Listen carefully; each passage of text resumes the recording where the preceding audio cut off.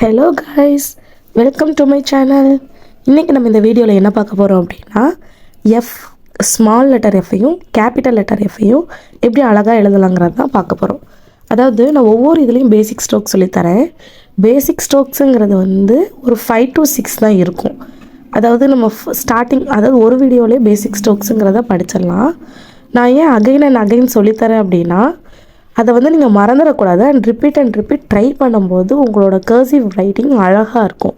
அதுக்காக தான் again and again சொல்லித்தரேன். ஓகேவா? இப்போ நான் போட்ட மாதிரி பேசிக் ஸ்ட்ரோக்ஸ் எல்லாம் ட்ரை பண்ணுங்கள். அதுக்கப்புறம் நான் போடுற மாதிரி அழகாக போடுங்க. உங்களுக்கு கர்சிவாக எப்படி எழுதணுங்கிறது ஈஸியாக வரும். ஓகேவா? எப்பயுமே ஒரு வேர்டை சொல்லிக் கொடுக்குறேன் அப்படின்னா ஒன்ஸ் ட்ரை பண்ணாதீங்க.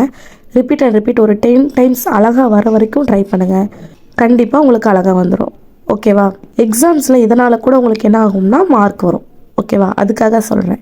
ஓகே, என்னோடய வீடியோ உங்களுக்கு பிடிச்சிருந்துச்சுன்னா என் வீடியோவுக்கு ஒரு லைக் பண்ணுங்கள். ஓகே, பாய்.